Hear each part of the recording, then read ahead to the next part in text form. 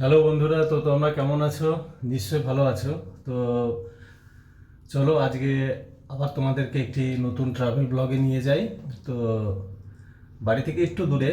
তো এখন বাজে প্রায় ভোর 4টে।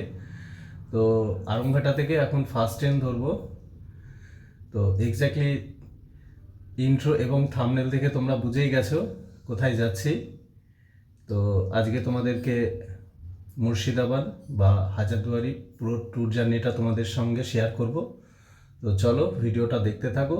তো এখন ট্রেন ধরবো, টাইম হয়ে গেছে। তো চলো স্টেশনে গিয়ে তোমাদের সাথে কথা বলছি।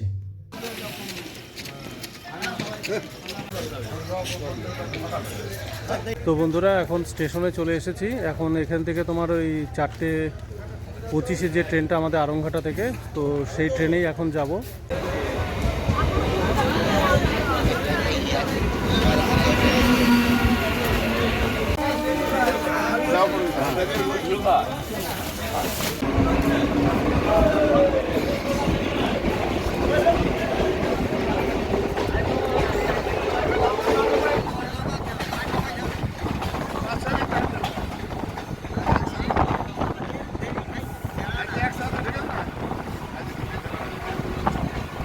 তো বন্ধুরা, তোমরা কিভাবে যাবে হাজারদুয়ারি মুর্শিদাবাদ একদিনের ট্যুরে, তো টোটাল ডিটেলসটাই এই ভিডিওতে থাকবে।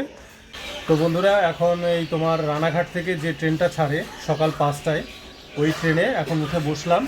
পুরো ট্রেনটা ফাঁকা। বন্ধুরা, তোমরা যারা কলকাতা থেকে আসবে তারা শিয়ালদা থেকে ট্রেন পেয়ে যাবে। এছাড়াও সকালের দিকে তোমার কলকাতা চিতপুর স্টেশন থেকেও ট্রেন থাকে, সেই ট্রেনে তোমরা আসতে পারো।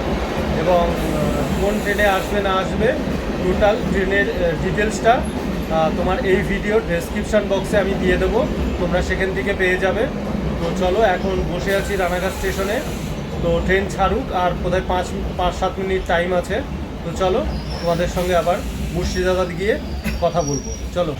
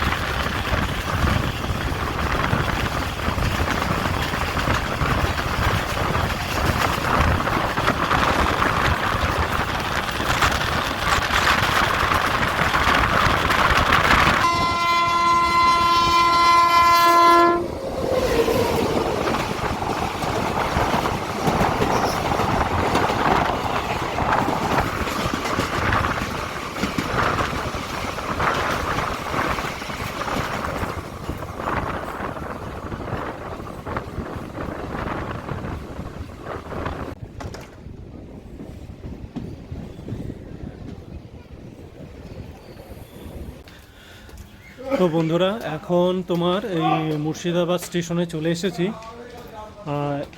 তোমার হচ্ছে 2 নম্বরে আমাদের ট্রেনটা দাঁড়িয়েছে। তো এখন 1 নম্বরের দিকে যাব। তো চলো যাই। তারপরে গিয়ে টোটো বা যাই হোক কি পাচ্ছি না পাচ্ছি, কত কি টোটোর ভাড়া নিচ্ছে বা যাই হোক, সব কিছুই তোমাদের সাথে শেয়ার করব। কি কি স্পট ঘুরিয়ে দেখাবে না দেখাবে সব কিছুই তোমাদের সঙ্গে আমি শেয়ার করব আজকে যতটা পারবো। তো চলো দেখতে থাকো এবং আমার সাথে থাকো।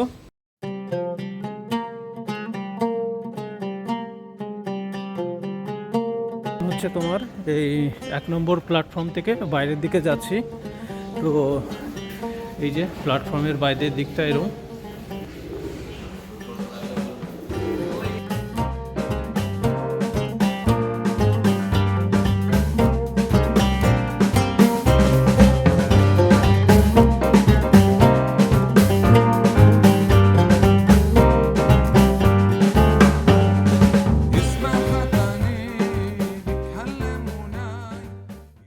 তো বন্ধুরা, এখন হচ্ছে তোমার এই যে মুর্শিদাবাদ স্টেশনটা দেখতে পাচ্ছ, এই মুর্শিদাবাদ স্টেশনে এখান থেকে তোমার টোটো ধরবো।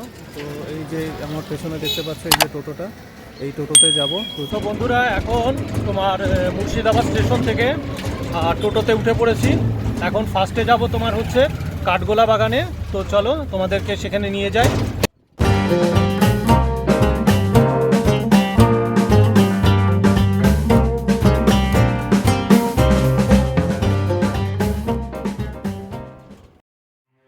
হাজারদুয়ারি প্যালেসের প্রায় 3 কিলোমিটার উত্তরে নসিপুর রাজবাড়ির কাছে অবস্থিত এই প্যালেস।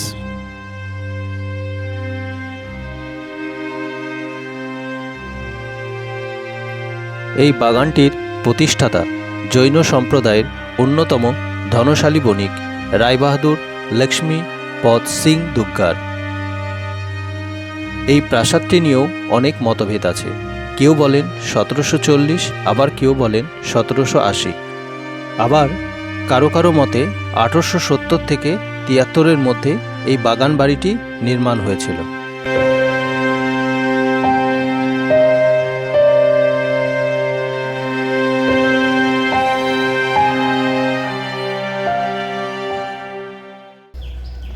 তো বন্ধুরা এই দেখো টিকিট একটা এই যে এখানে কেটে নিয়েছি 30 টাকা করে। তো চলো এখন ভেতরের দিকে যাব। এখন ভেতরে গিয়ে তোমাদেরকে সব কিছু আজকে আমি ঘুরিয়ে সব কিছু দেখাবো। তো চলো যাওয়া যাক ভেতরের দিকে। সবাই মিলে 100 টাকা পড়বে। না না না না 5 টাকা করে পড়বে টিকিট দিন।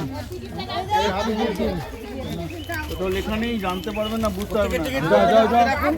তো বন্ধুরা এখন ঢুকে পড়লাম ভেতরে। তো এখন ভেতরে গিয়ে দেখব কি আছে না আছে সব কিছু তোমাদের সামনে সব কিছু তুলে ধরার আজকে চেষ্টা করব। তো চলো যাই।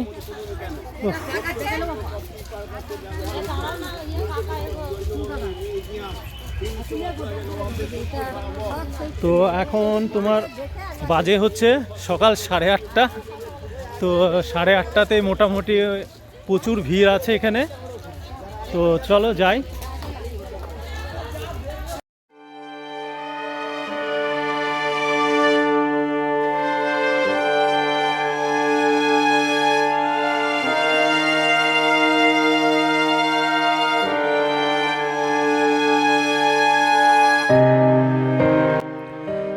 লক্ষ্মীপদ সিং দুগ্গার এই সুড়ঙ্গ পথ দিয়ে জগৎ শেঠের বাড়িতে যেতেন ব্যবসার কাজে। লোকমুখে শোনা যায় তিনি যখন এই সুড়ঙ্গ পথ দিয়ে জগৎ শেঠের বাড়ি যেতেন সঙ্গে থাকতেন একজন বাইজি, যাতে কেউ সন্দেহ না করতে পারে। এই সুড়ঙ্গ পথটা চালু ছিল 1847 সাল পর্যন্ত। 1847 সালে মুর্শিদাবাদে বন্যা হয়। সেই সময় মহিমাপুরের জগৎ শেঠের বাড়ি নদীগর্ভে তলিয়ে গেলে সেই ভাগীরথীর জল এই সুড়ঙ্গ পথ দিয়ে চলে আসে।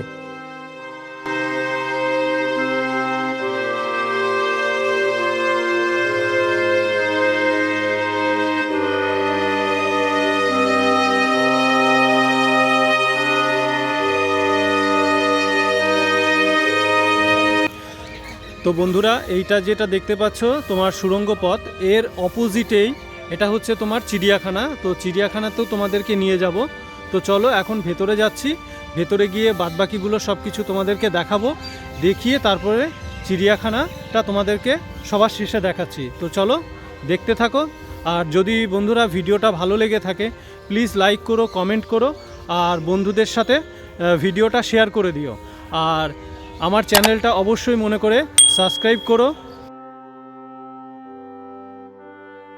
এটাই হলো কাঠগোলা বাগান বাড়ি, যা আজ মিউজিয়ামে পরিণত হয়েছে। তো বন্ধুরা এর ভেতরে তোমাদেরকে কিছুই দেখাতে পারলাম না, কারণ ভেতরে তোমার ভিডিওগ্রাফি অ্যালাউ নয়। তো তোমরা এখানে আসলে এর ভেতরে সেই সময়ের প্রচুর জিনিসপত্র তোমরা দেখতে পাবে। তো বন্ধুরা এই যে কাঠগোলা যে বাগানটা দেখতে পাচ্ছ, এই কাঠগোলা বাগানের একদম সামনে তোমার হচ্ছে এটা একটা পুকুর। তো এখানে প্রচুর মাছ আছে এই পুকুরে।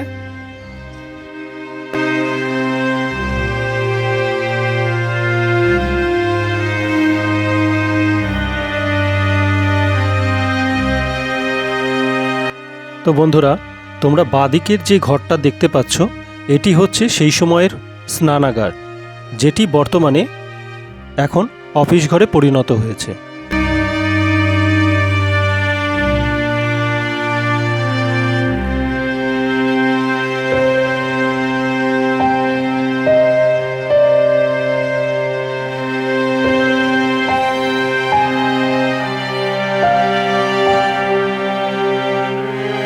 এটা হলো জৈনদের দাদাবাড়ি, অর্থাৎ জৈনদের গুরুদেবের আশ্রম। এই দাদাবাড়িতে জৈনদের গুরুদেবের পায়ের ছাপ রাখা আছে। জৈনদের কাছে দাদাবাড়ি খুবই পবিত্র। এটা হলো তোমার আদিনাথ দেবজির মন্দির। অ্যাকচুয়ালি এটি হচ্ছে তোমার জৈন সম্প্রদায়ের মন্দির। তো এই মন্দিরের একদম অপোজিট সাইডে এই যে পুকুরটা দেখতে পাচ্ছ, এখানে তোমার বোটিংয়ের ব্যবস্থা আছে। তোমার জনপ্রতি 25 টাকা করে, তোমরা 4 জনও বা 2 জন যেমন খুশি তোমরা এখান থেকে রাইড করতে পারো। আশা করি তোমাদের এই রাইডটা ভালো লাগবে এখানে।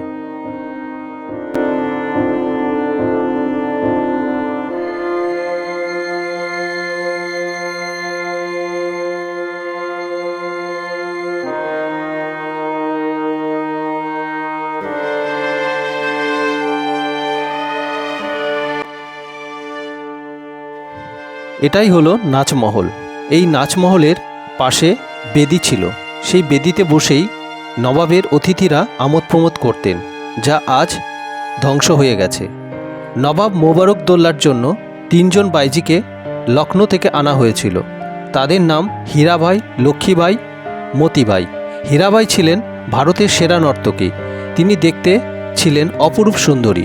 তিনি প্রতি রাতে 500 স্বর্ণমুদ্রা নিতেন। কারো কারো মতে এই কাঠগোলা বাগানবাড়ি পলাশী যুদ্ধের সাথে যুক্ত। কেউ কেউ মনে করে এই প্রাসাদের ভেতরে মির্জাফর, জগৎ শেঠ ও 2 ইংরেজ রাজপুরুষ উইলিয়াম ওয়াটস ও ওয়ালেসের বৈঠক হয়। আবার এটাও প্রচলিত আছে মীর কাসিম জগৎ শেঠকে হত্যা করেছিলেন, কিন্তু এই গল্প কাহিনী সত্যতা আজও ইতিহাসের পাতায় আমরা খুঁজে পাই না। তো বন্ধুরা, চলো এখন আমরা চিড়িয়াখানার ভেতরে যাই।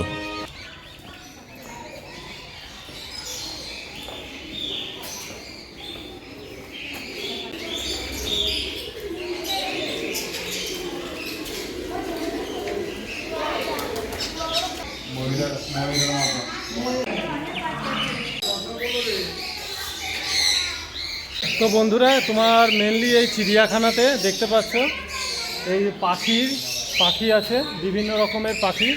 তোমরা এই চিড়িয়াখানাতে এসে এইগুলো দেখতে পারো। তাছাড়া এমনি তেমন কিছু নেই, এখানে শুধু পাখি আছে বিভিন্ন রকমের, বিভিন্ন প্রজাতি এখানে তোমরা পাখি দেখতে পাবে। তো বন্ধুরা, কাঠগোলা বাগান থেকে বেরিয়ে আসলাম। এখন হচ্ছে তোমার বাইরে বেরিয়ে এসেছি এই রাস্তায়। এখন কিছু এখান থেকে টিফিন করে নেব। তা কী আছে দাদা? পরোটা। হ্যাঁ, পরোটার সঙ্গে ঘুগনি আছে, ডিমের অমলেট আছে, ডিম বয়েল আছে, চা আছে। এমনি পরোটার সাথে কি তরকারি আছে?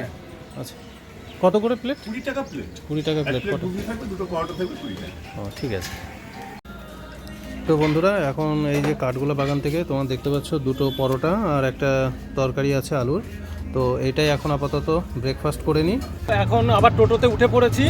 এখন তোমার যাব হচ্ছে জগৎ শেঠের বাড়ি। তো বন্ধুরা, এখন জগৎ শেঠের বাড়ির সামনে চলে এসেছি। এই যে দেখতেই পাচ্ছ। তো এখন হচ্ছে এই ভেতরে তোমার টিকিট কাউন্টার আছে।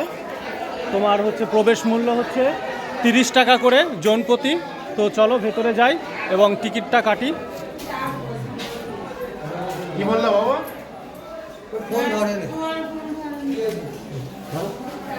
দুটো।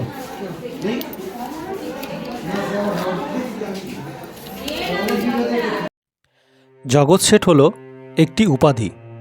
সম্পদশালী বা ঐশ্বর্যবানদের এই সম্মান দেওয়া হতো। আজ আমরা যার সম্বন্ধে আলাপ আলোচনা করতে যাচ্ছি, যার বাড়ির মধ্যে দাঁড়িয়ে আছি, তার কারণে এই পদবিটি কলঙ্কিত। তার মূল নাম মহাতব চাঁদ জগৎ শেঠ। তার এত সম্পত্তি ছিল যে ইস্ট ইন্ডিয়া কোম্পানি থেকে শুরু করে নবাবরাও তার কাছ থেকে টাকা ধার নিতেন। নবাবী টাকশালের খবরদারি করতেন জগৎ শেঠ। 1772 খ্রিস্টাব্দে যখন মুর্শিদাবাদ থেকে টাকশাল কলকাতায় নিয়ে যাওয়া হলো, তখন থেকে জগৎ শেঠদের আর টাকা পয়সা তৈরি করার অধিকার থাকে না। 10ই এপ্রিল 1756-তে নবাব আলীবর্দীর মৃত্যুর পর বাংলার শূন্য সিংহাসনে নবাব সিরাজ উদ্দৌলা আরোহণ করে, কিন্তু বয়স্ক ওমরাহগণ কিছুতেই মেনে নিতে পারছিলেন না তরুণ নবাবের শাসন ব্যবস্থা।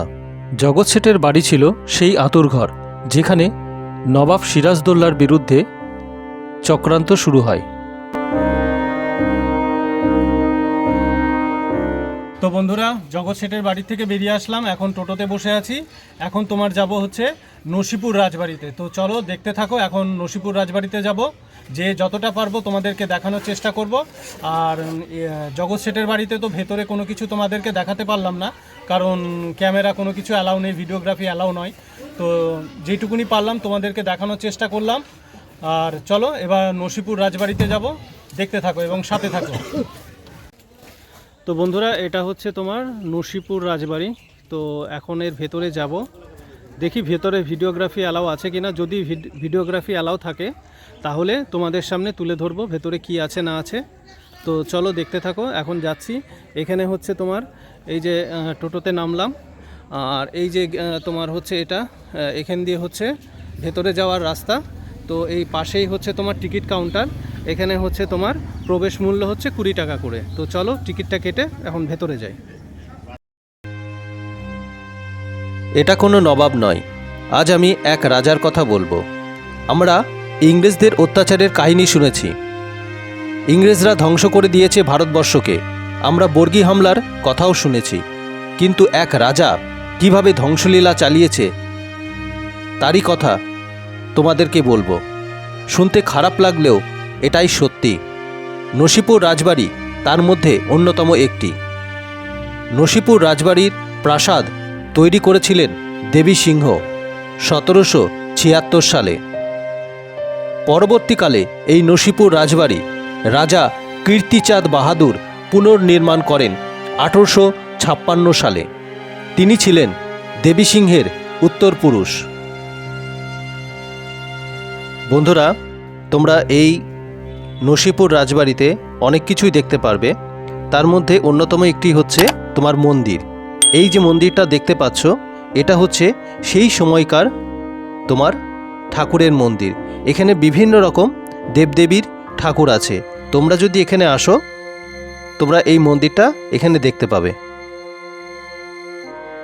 তো বন্ধুরা, আমরা তো জানি দেবী সিংহ হচ্ছে মানে কুখ্যাত রাজা, মানে খুব অত্যাচারী রাজা, কিন্তু তারপরেও তার এই রাজবাড়িতে বিভিন্ন দেবদেবীর মূর্তি আছে, হনুমানজি থেকে শুরু করে সব কিছুই।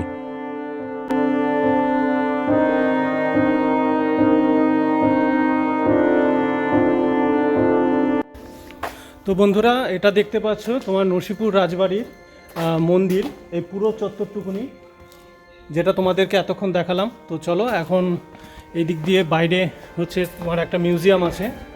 এই যে এটা মন্দিরের সামনেটা, আর এটা আমরা ভেতর দিয়ে গেছিলাম। এই যে কত পুরনো দেখতেই পাচ্ছ, এত সুন্দর লাগছে। তো চলো।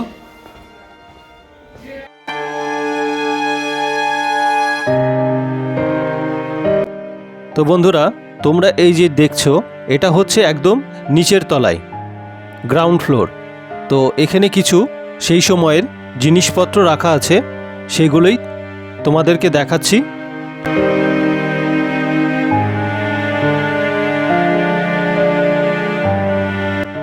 এই ঘরের মধ্যে তোমরা দেখতে পাবে রাজা দেবী সিংহের সেই সময়কার প্রজাদের কাছ থেকে যে খাজনা আদায় করত তারই কিছু নথিপত্র এখানে সংরক্ষিত করা আছে।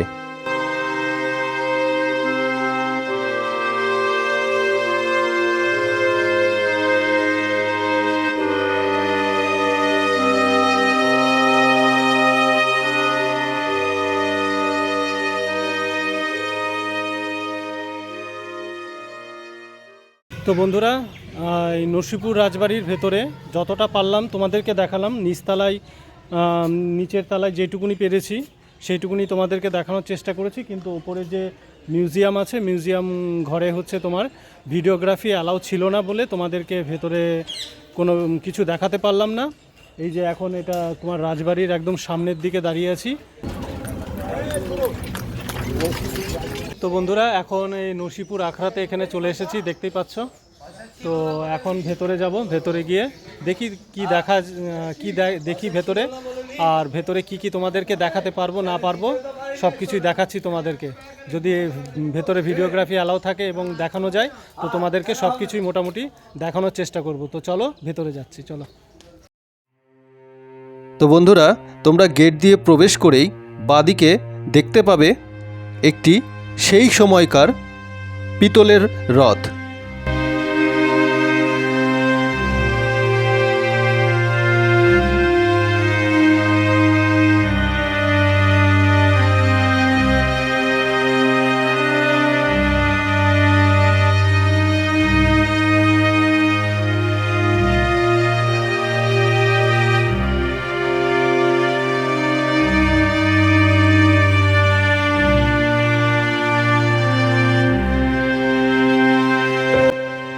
বন্ধুরা, এটাই হলো সেই সময়কার মাত্র ৮০ টাকার গাড়ি।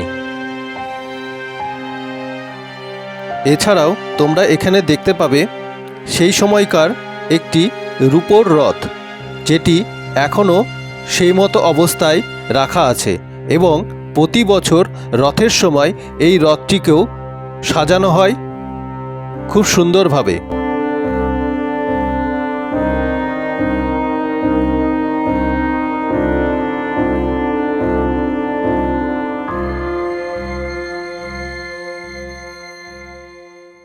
তো বন্ধুরা, তোমাদেরকে মোটামুটি যতটা পারলাম এখানে দেখানোর চেষ্টা করলাম। এখানেও একটা ছোট মিউজিয়াম আছে, সেখানেও সেই পুরনো আমলের পয়সা, তারপরে সোনার কয়েন, তারপরে তোমার যা যা ওই নথিপত্র, তরবারি, এইসবই ভেতরে কিছু আছে। সেগুলো ওখানে ভেতরে ভিডিওগ্রাফি অ্যালাউ নয় বলে তোমাদেরকে দেখাতে পারলাম না। তো চলো এখন যাব, নেক্সট গিয়ে এখন বাইরে বেরোবো, বেরিয়ে তোমাদেরকে বলছি কোথায় যাব না যাব।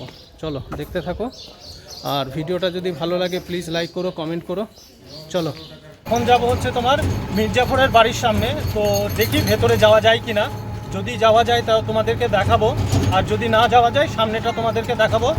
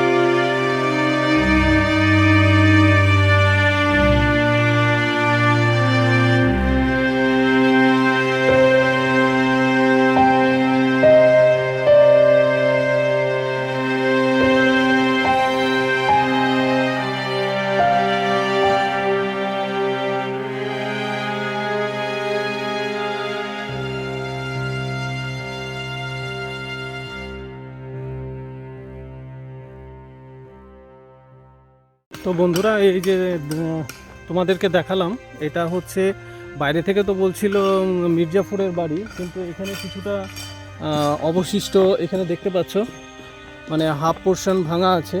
এখন বুঝতে পারছি না, এখানে যারা কাজ করছে তাদেরকে জিজ্ঞাসা করলাম, তা বলছে যে এটা নয়, কারণ পাশে এটা সোজা হচ্ছে তোমার মসজিদ তৈরি হচ্ছে, দেখতেই পাচ্ছ নতুন।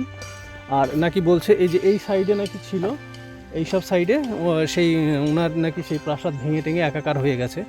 তো এখন সঠিক বুঝতে পারছি না এক্স্যাক্টলি জায়গাটা কোথায়, কিন্তু ইনারা বললেন যে এইটা নয়, কিন্তু মনে হচ্ছে এইটা হলেও হতে পারে। সাইডে এই যে দোতলা বাড়ি অবশিষ্ট পড়ে আছে, তো আর এনারা বলছে যে এটা নয়, এখানে সাইডে আছে। তো যাই হোক, এটা হচ্ছে তোমার মির্জাপুরের বাড়ির মানে যে এখানে চারপাশটা। তো এইটুকুনি তোমাদেরকে দেখাতে পারলাম। এই যে এখান দিয়ে হলেও হতে পারে, এখন ঠিক বলা যাচ্ছে না, আজকের তো কথা নয়। এইটা হচ্ছে তোমার মেন গেট, আর এই যে এটাও কিন্তু গেট। এখানে তোমার এইটা এখন হচ্ছে তোমার এটা প্রাইভেট রেসিডেন্ট অফ ইমামবাড়া।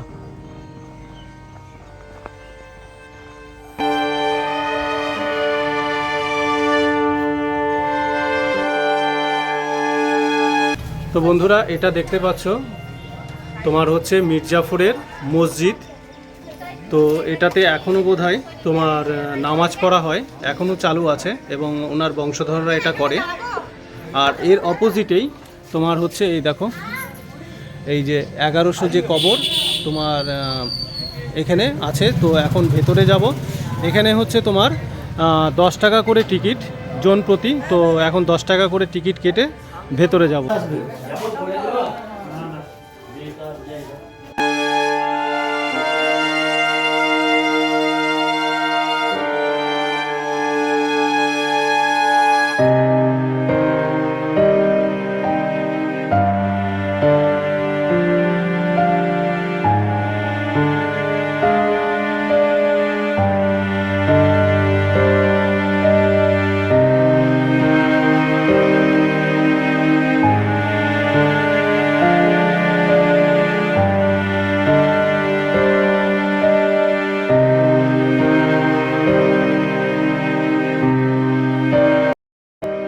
বন্ধুরা, এখন আমি চলে এসেছি তোমার আজিমুন্নিসা বেগমের সমাধিস্থলে। তো চলো তোমাদেরকে ভেতরে নিয়ে যাই। বাংলার প্রথম নবাব মুর্শিদ কুলি খাঁ ও তার বেগম নাসিরি বানু বেগমের একমাত্র কন্যা ছিলেন আজিমুন্নিসা বেগম।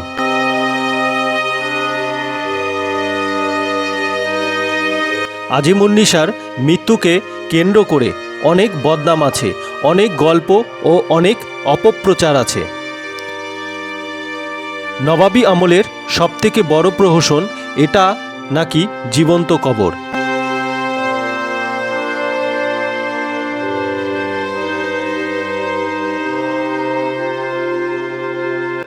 এটাই হলো আজিমুন্নিসা বেগমের সমাধিস্থল।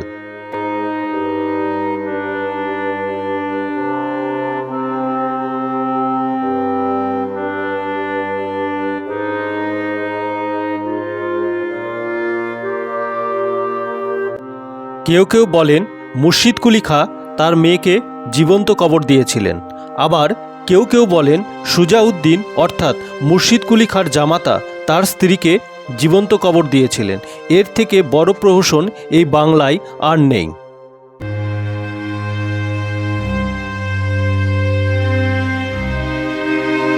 পরে যখন প্রমাণ পাওয়া যায় আলীবর্দী খাঁর মৃত্যুর পরেও আজিমুন্নিসা বেঁচে ছিলেন, তখন আরও একটি অপপ্রচার চালু হয়। তার স্বামী সুজাউদ্দিন নাকি তাকে কবর দিয়েছিলেন। এইগুলি সবই গল্প, কোনো ঐতিহাসিক ভিত্তি নেই। আজিমুন্নিসা ছিলেন ধর্মপরায়ণ মহিলা, কোনো ইতিহাসের বইতে লেখা নেই, পুরোটাই মিথ্যা অপপ্রচার। তো বন্ধুরা, তোমাদেরকে আমি এটাই বলবো, এটা কোনো জীবন্ত কবর নয়।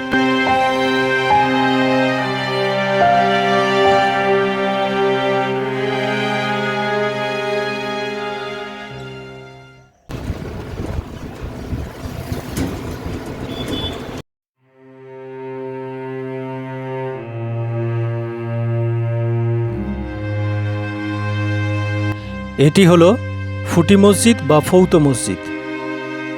হাজারদুয়ারি থেকে 1 কিলোমিটার পূর্ব দিকে এবং কাট্টা মসজিদের পশ্চিম দিকে অবস্থিত।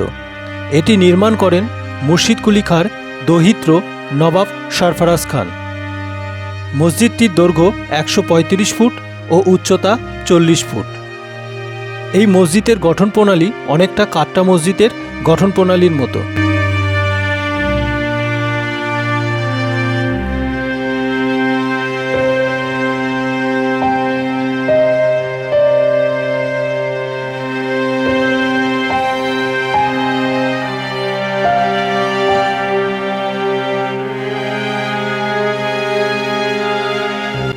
নবাব সরফরাজ খান তার অক্ষয় কীর্তি হিসাবে তৈরি করতে চেয়েছিলেন এই মসজিদটি। পিতা সুজাউদ্দিন মৃত্যুর পর 1739 খ্রিস্টাব্দে তার পুত্র সরফরাজ খান নবাবী মসনদে বসেন।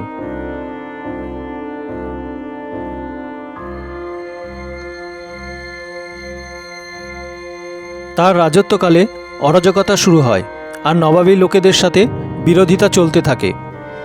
সরফরাজ খান নবাব হলেও নবাবী নিয়ে নতুন করে দ্বন্দ্ব শুরু হয় আলীবর্দী খাঁর সাথে।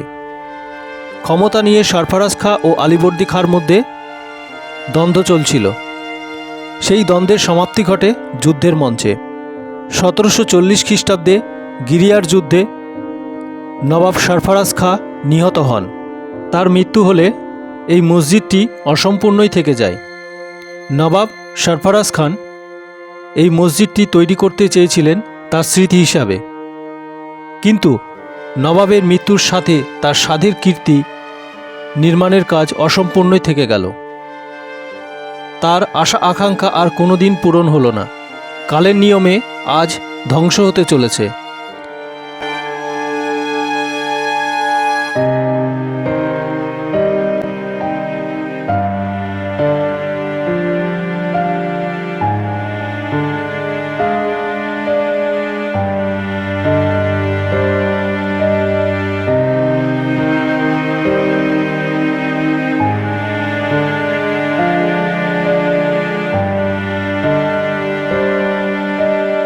সরফরাজ খানের পর অনেকেই বাংলার নবাব হন, কিন্তু সরফরাজ খানের স্বপ্নের মসজিদটি নির্মিত হয়নি। তার মৃত্যুর সাথে সাথে মৃত্যু হয় তার ইচ্ছার।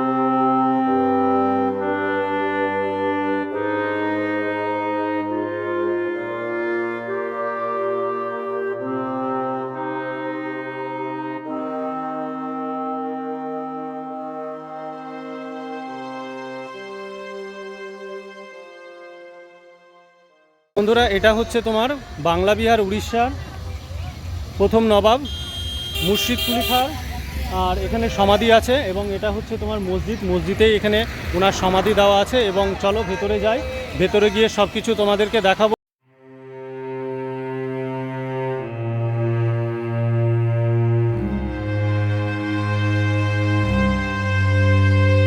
এটাই হলো বাংলার প্রথম নবাব মুর্শিদ কুলি খাঁর সমাধি মসজিদ।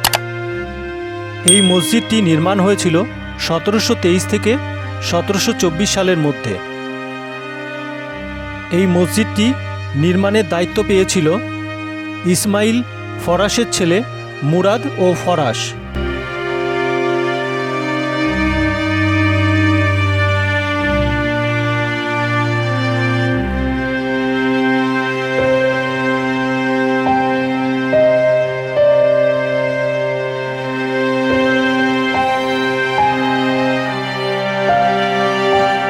এই জায়গাতে সেই সময়ে নামাজ পড়া হতো। প্রায় 2000 লোক একসাথে এখানে বসে নামাজ পড়তে পারতেন।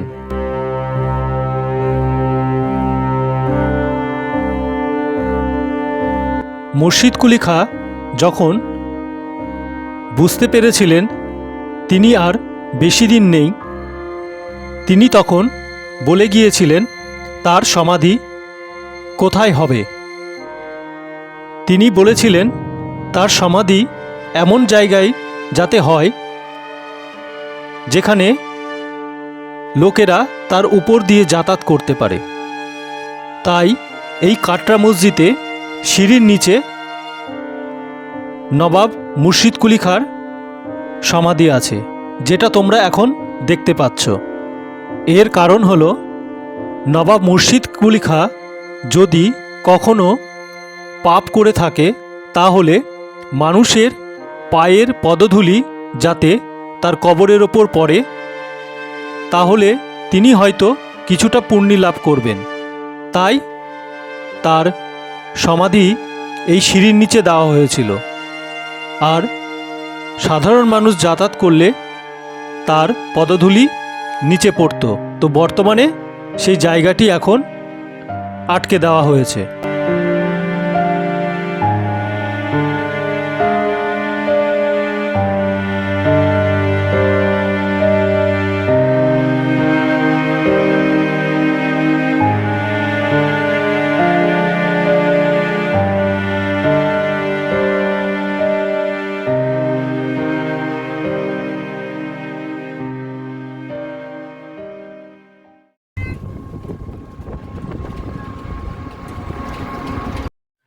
জাহানকোষা অর্থাৎ পৃথিবীর ধ্বংসকারী কামান। জাহানকোষা কামানটি তৈরি করেছিলেন ঢাকার এক বাঙালি কর্মকার জনার্দন। জাহানকোষা কামানটি দৈর্ঘ্যে প্রায় 5 মিটার এবং ওজন 7 টনের ওপর। এই কামানটি তৈরি করা হয়েছিল অষ্টধাতু দিয়ে। এই কামানটি দিয়ে গোলা দাগবার জন্য প্রায় 17 কেজি বারুদের প্রয়োজন ছিল। অষ্টধাতু দিয়ে তৈরি হওয়ার জন্য এই কামানটি আজও মরচে পড়েনি।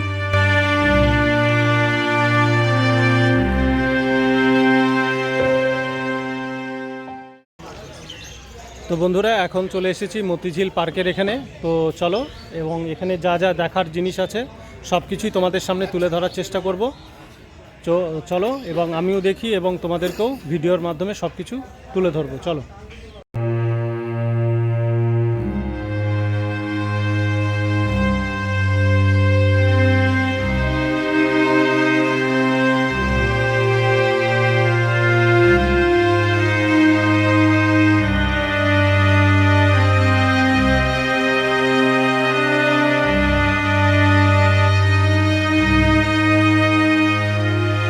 এটিই নাকি গুপ্তঘর ঘসেটি বেগমের।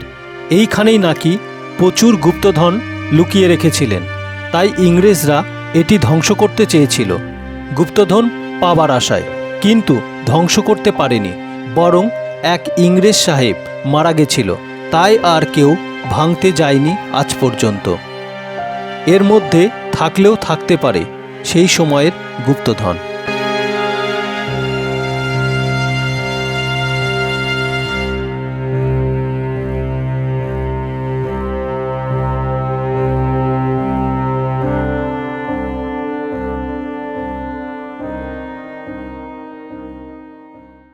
তো বন্ধুরা, এইটাই হচ্ছে তোমার মতিঝিল পার্ক।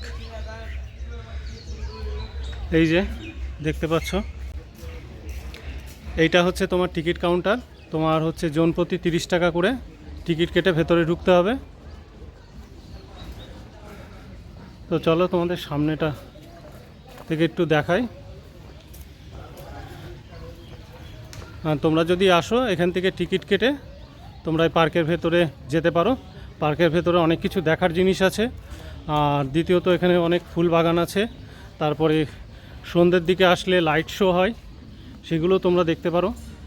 এই যে এটা, এর ভেতরে আর যেতে পারবো না কারণ টিকিট কাটিনি, আর ভেতরে যাবও না। তো বন্ধুরা, এই যে এটাই হচ্ছে তোমার মতিঝিল পার্ক। তোমরা যদি আসো, ভেতরে সুন্দর বসার জায়গা আছে এবং অনেক ফুল বাগান আছে। আর এখানে হচ্ছে তোমার লাইট শো হতো, এখন বর্তমানে সেটা বন্ধ আছে, বললো খারাপ হয়ে গেছে। তো কবে চালু হবে সেটা এখন উনি বলতে পারলেন না। তো তোমরা এখানে আসতে পারো। আর এখানে হচ্ছে সকাল 11টা থেকে সন্ধ্যে 7টা পর্যন্ত। তো বন্ধুরা চলো, এখন এখান থেকে চলে যাচ্ছি, কারণ ভেতরে তো গেলাম না, কারণ ভেতরে এমনি ওই ফুল বাগান টাগান আছে, সেগুলো আর দেখলাম না, কারণ এখনও তোমার এই নদীর ওপারে যাব। বন্ধুরা, এখন তোমার এই হাজারদুয়ারি প্যালেসের এখানে চলে এসেছি।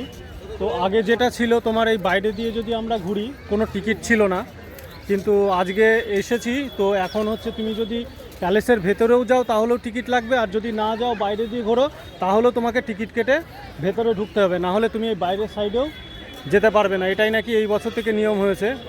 তো সত্যি আমি শুনে অবাক হয়ে গেলাম ব্যাপারটা। তো চলো, যাই হোক, টিকিটটা কেটে নিয়েছি। তা টিকিট মূল্য তোমার 25 টাকা করে পড়লো। এই যে টিকিট কেটে নিয়েছি। তো এখন এই টিকিট কেটে এখন যাব ভেতরে। ভেতর বলতে এখন ওই তোমার প্যালেসের ভেতরে যাব কি এমনি তো ভেতরে ভিডিওগ্রাফি করা যাবে না, কারণ বাইরে থেকেই তোমাদের দেখাবো। কারণ আগে যখন এসেছিলাম তখন তোমাদের বাইরে দিয়ে যদি আমি ঘুরি তাহলে সেটা হচ্ছে তোমার এমনি নর্মালি ঘোরা যেত, বসে আছে ও দেখা করে আসে। নর্মালি হচ্ছে তোমার মানে ঘোরা যেত, কোনো টিকিট লাগতো না। শুধু যদি তুমি প্যালেসের ভেতরে যাও তাহলে তোমার টিকিটটা লাগতো। কিন্তু এখন এই আজকে দেখলাম তোমার মানে এখান থেকেই মানে এই যে দেখছো এখান থেকে তোমাকে বলছে যে টিকিট না কাটলে মানে এই পুরো চত্বরটুকুনি তুমি মানে ভেতরে প্রবেশ করতে পারবে না। এদের এটা নতুন নিয়ম হয়েছে, এখন ভেতরে গেলেই টিকিট লাগবে। তুমি প্যালেসের ভেতরে যাও বা না যাও, তুমি এই এর ভেতরে যদি আসো তাহলেও তোমাকে টিকিট কেটে আসতে হবে। সে ছোটোই হও বা বড়ই হও, টিকিট মূল্য হচ্ছে তোমার 25 টাকা করে। তো চলো যাই ভেতরে, যেটুকুনি দেখাতে পারবো বাইরে থেকে তোমাদেরকে সেইটুকুনি দেখাবো, চলো।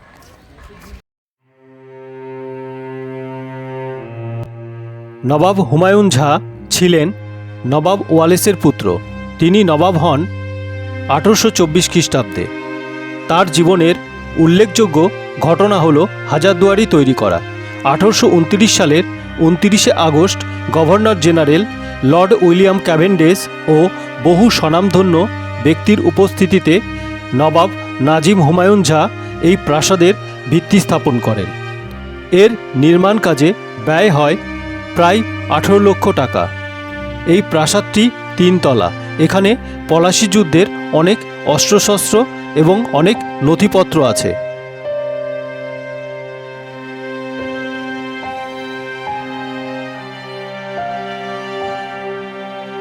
হাজারদুয়ারি প্যালেসের সামনে তোমরা এই কামানটি দেখতে পাবে। এটির নাম হচ্ছে বাচ্চেওয়ালি তোপ। নবাব হুমায়ুন ঝার সময় নদীগর্ভ থেকে এটি উদ্ধার করা হয়। 1647 খ্রিস্টাব্দে জনার্দন কর্মকার এই কামানটি তৈরি করেন বলে জানা যায়। এই কামানটিতে 3টি চেম্বার আছে এবং কামান দাগবার সময় 18 সের বারুদ প্রয়োজন হতো। এর এত আওয়াজ ছিল যে 10 মাইল পর্যন্ত পৌঁছে গিয়েছিল এবং অনেক গর্ভবতী মহিলার গর্ভপাত ঘটেছিল।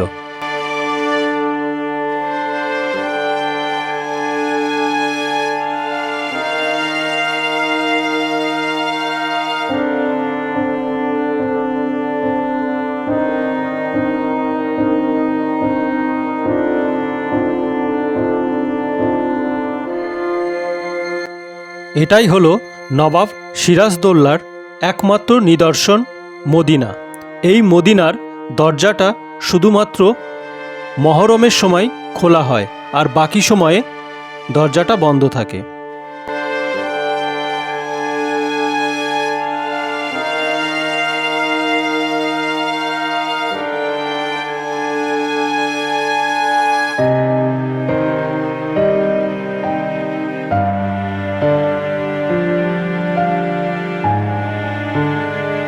সিরাজদৌল্লার কাঠের ইমামবাড়াটি ধ্বংসপ্রাপ্ত হয়ে গেলে 1847 সালে বাংলার শেষ নবাব নাজির মনসুর আলী খাঁ প্রায় 7 লক্ষ টাকা ব্যয়ে এই ইমামবাড়াটি নির্মাণ করেন।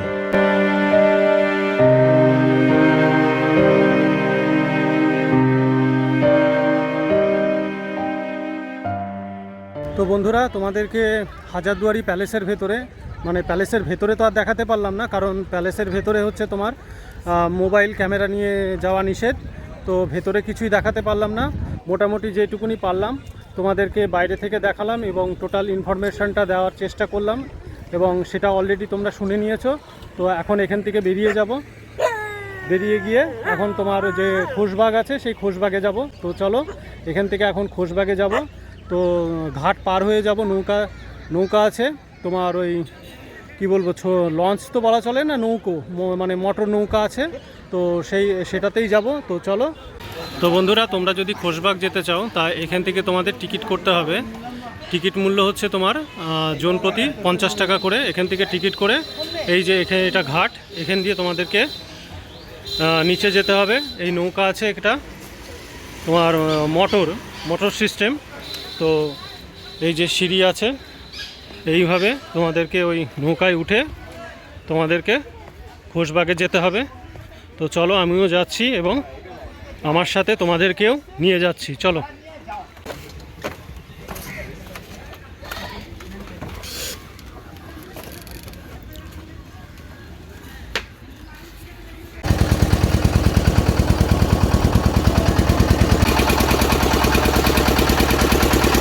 তো বন্ধুরা নৌকা এই নৌকায় করে আসলাম, এই নৌকায় করে একদম এই পারে আসলাম।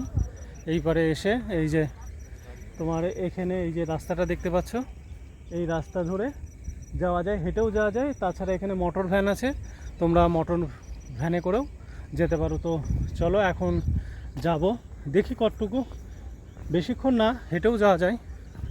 তা তোমরা যদি মনে করো হেঁটে এত দূর যাবে, এখানে মোটর ভ্যান আছে, তোমরা মোটর ভ্যানে করেও যেতে পারো।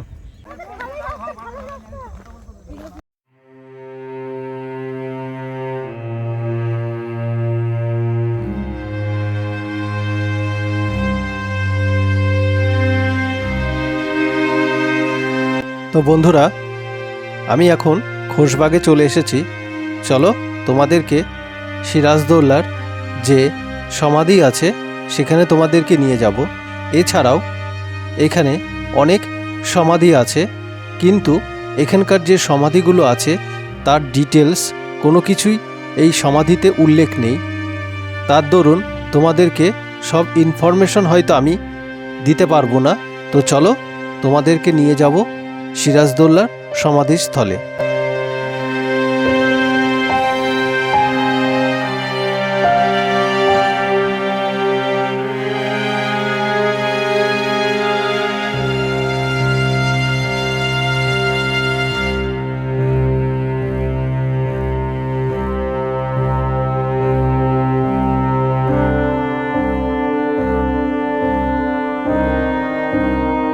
এটাই হলো নবাব সিরাজদৌল্লার সমাধি।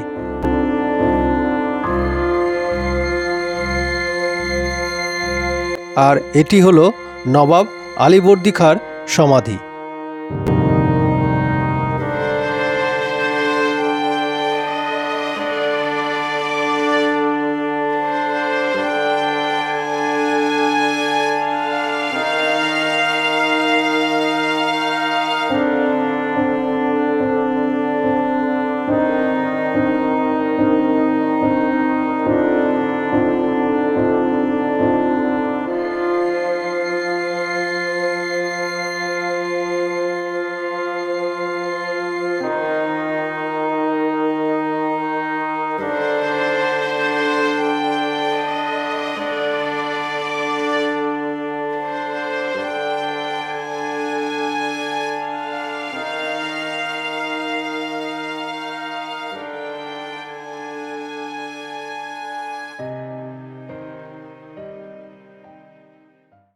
তো বন্ধুরা, খোশবাগে নবাব সিরাজদৌল্লার সমাধিটা তোমাদেরকে দেখালাম। তো দেখতেই পাচ্ছ, মানে রঙের কাজ চলছে এবং রক্ষণাবেক্ষণের কাজ চলছে। এই ঘরের মধ্যেই হচ্ছে সমাধিগুলো আছে, আর তার পাশে একটা মসজিদ, এটাই হচ্ছে তোমার সিরাজদৌল্লার মসজিদ। তো দেখতেই পাচ্ছ, এমনি চারপাশটা দেখো পাঁচিল দিয়ে এবং কতটা পরিষ্কার পরিচ্ছন্ন। এটা হচ্ছে তোমার সিরাজদৌল্লার কবরস্থান।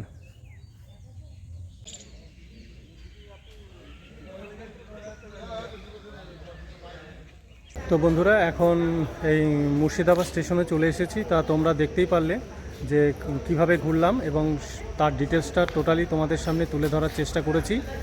তো ভিডিওটা যদি ভালো লাগে প্লিজ লাইক করো, কমেন্ট করো, আর বন্ধুদের কাছে শেয়ার করো।